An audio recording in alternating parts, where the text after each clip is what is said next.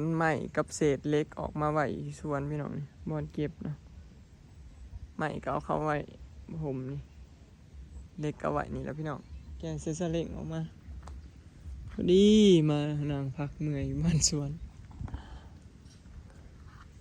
มันหอนพี่น้องอยู่หุ่นหอนก็เลยนั่งพักอยู่บ้านสวนเอาพักออกมาให้ปลาเนาะบ้านสวนเขาก็เริ่มหกแล้วเด้บ่ได้มาตัด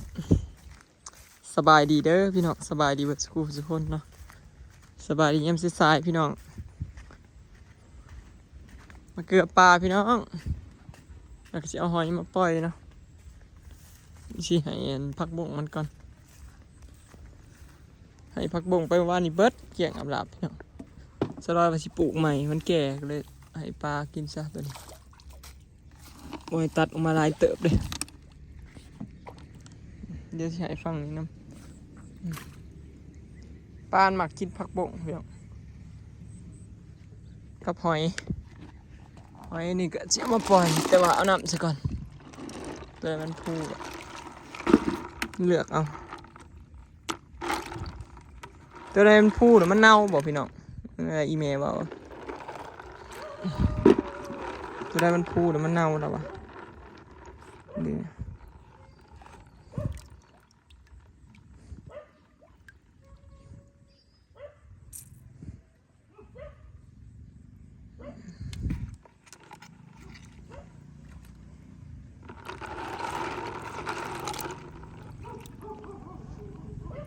พูนี่คือเน่าเนาะ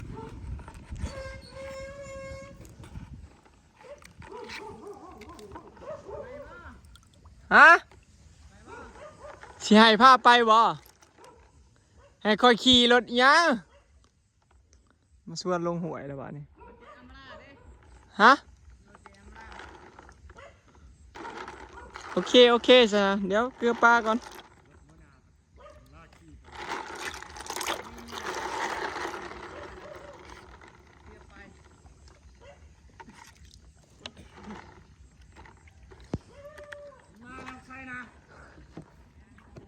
สิปล่อยหอยพี่น้องเอ้ย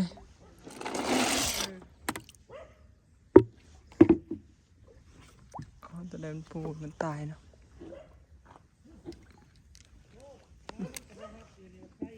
ปล่อยหอยลงคลองพี่น้องไปใช้เดี๋ยวนี้ค่ะโอ้พุ่นวันน่ะบอกว่าสิพาไปกินก้อยอะไรอีกคือเก่านะ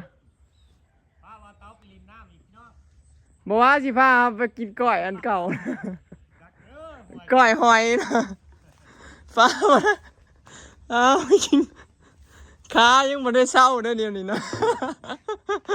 สเล่งควมหัวอย่างเงี้ยขายังตาบอยู่เลยยังยักเขียวเอาเก็บเอาพักนี่กินก้อยหอยไปกินก้อยหอยไม่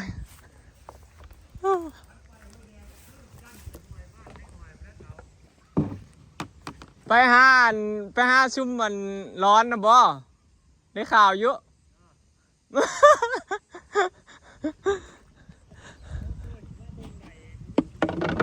เกลือปลากับพี่น้องพอตาซีมาสวนลงหวยแล้ววันนี้ผ้าบ่อเตาลงไปพอดใส่ไปใส่บ่เจ๊หมอพอดใส่ไปใส่ไปบ้านเมียโว้ยเมื่อยเด้เมื่อยน้ำนองน้ำหนุ่งเลยเนาะมันบ่เห็นบ่ตัวอย่างนะเกลือปลาเนาะสาแห่งกับไปเที่ยวแมคโครพุ่นไปน้ำหัวหน้า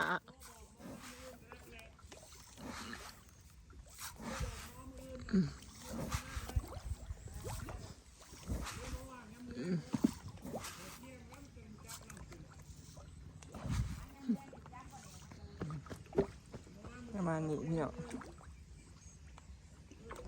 มีเกลือปลาไหวนะ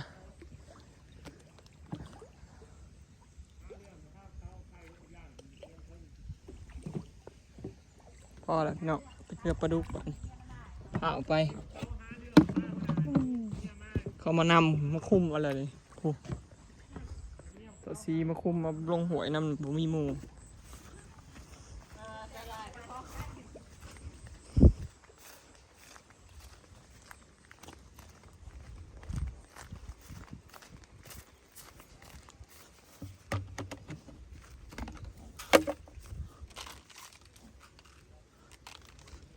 เด็กๆกับ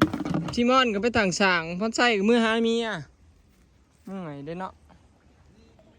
ปลาดุกกำลังใหญ่เตรียมเงินไว้แล้ว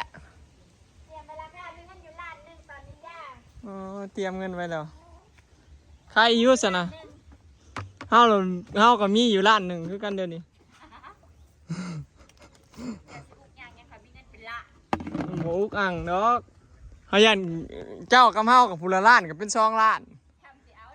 คันเขาเว้า3 ล้านเด้อจ้ะ3 ล้านกับใครแน่ไปยืมก็ล้านนึงโอ้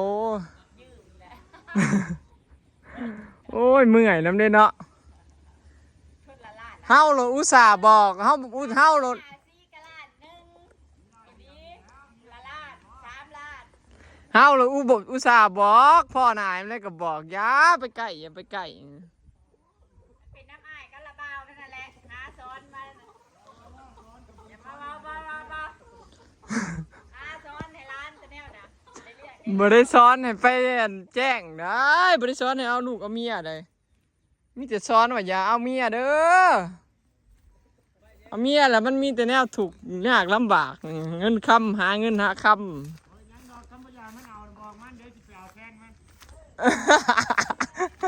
ผมมาคุมไปนี่กันนะโอ้เมื่อยแล้วเนาะเมียด่าแท้ๆมื้อนี้ เมียบอกมันคือบ่เมื่อเฮือนจักเทื่อเมียด่าแท้ๆมื้อนี้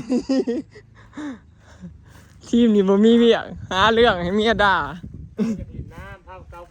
อันแล้วบักเต้าหรือบักได้ก็โดนคือเก่าแหละ มันมือแรกจะลูกสาบน้ำมันน่ะมือนี้ไปหวยก้อนมันว่ะ โอ้ย ไปก้อนอย่าไปทำกันนั่นละบ่ อ้างกันบ่อ้างกัน น้ำค้างน้ำมะคูคน วันนี้เขาสิด่าบ่ทุกคนละบาดนี้บ่มีไปอยู่ ก็ยังว่าเบิ่งใดยังยกเลิก ยกเลิกเตรียมไว้เรียบร้อยแล้ว เรียบร้อยเมื่อรถ ไปเมื่อเอารถซะ ดีแม่พอเราเลยเมื่อกี้ ไป จะมายิ้มดื่ม เดี๋ยวไปยืมเฮเราอีกท้องออกข้างฝุ่นก็ได้ปะ กูจะสอนกันบริหูเด้อเพราะว่าวันรถผู้ดีขี่ ขี่ผู้เดียว เห็นบ่ลูก ยางมันใหญ่เลยมันบ่ได้รู้สึกแห้งได้มันหัว โดย เปลี่ยนใส่เลยบ่งั้นบ่รถเฮาดอก โอเค รถไปเท่า เอามาขอแบ่ง10 บาทลูกนะครับ เจ้าของรถกับบ่อยู่บ่ขี่พี่น้องแล้วไปเอารถลาวบัดนี้ คนน่ะบ่เห็นแล้ว ผู้เจ้าบ่มาจ่าย ผู้เจ้าเราบ่จ่ายเขาก็สิงัดใส่เราออกนี่แหละ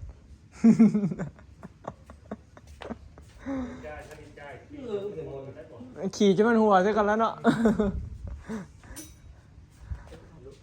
มันหัวแต่อยู่เฮือนแล้วพี่น้องบ่จะบ่ได้เบิ่งรถขี่มาทาง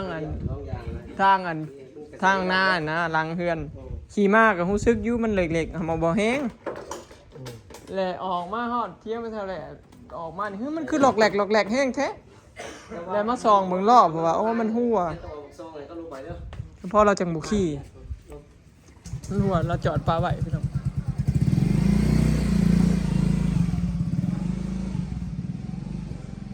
เปลี่ยนใส่เลยซะคันจอดก็คือสีแบบ สาหัสขนาดนั้น จักเรา อย่ามัน หัวเทิงมาได้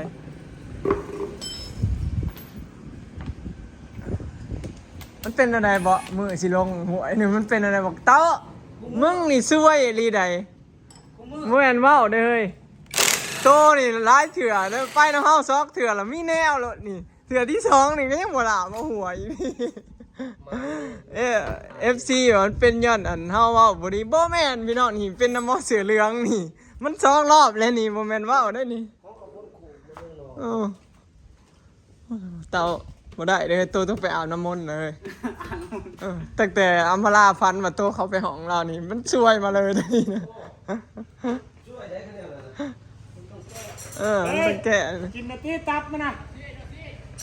ให้ยำเนี่ย ตอนนี้สิ10 โมงแล้ว ยังไม่ได้ฮอดใช่ยังบ่มีเดือนจังนี่นะ นี่อากะขี่ออกมานี่มันสายพี่น้องโอ้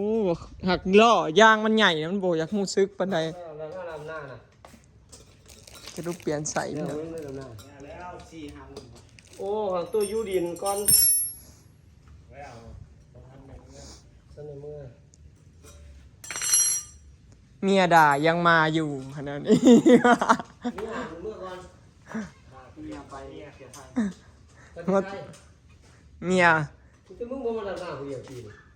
ไปมันเอาไปเด่นมื้อนี้แล้วไปมุกดา เสาแห่งไปหมุกดาหารน้ำหัวหนาแล้ว เที่ยวแมคโคร อินเตอร์เลยเด้ไปได้พวกฝรั่งเว้นหมอเตามาเมียป้า ไปพุ่นน่ะมันเมีย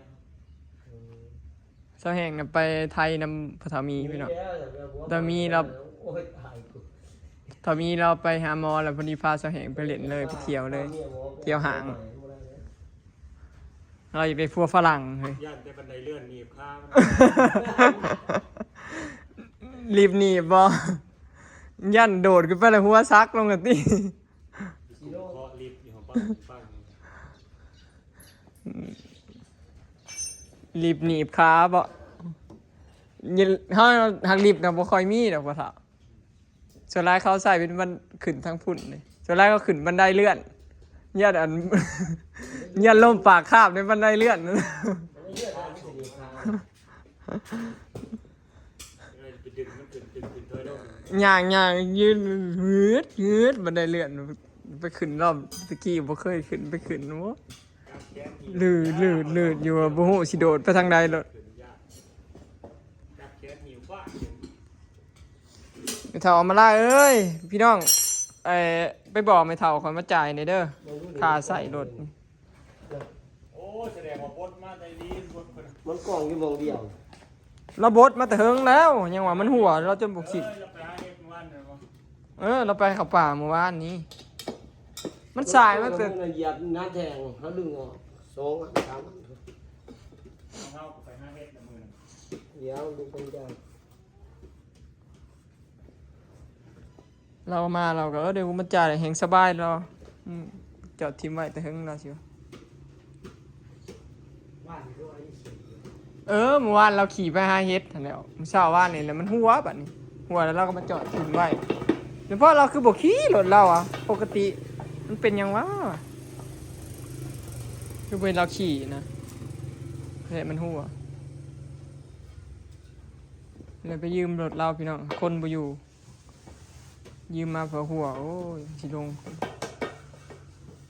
ข้าสิเอาสลิงไปกระยันโชคหัก บาทก่อนนะยังบ่ได้เศร้าเลยนี่นะ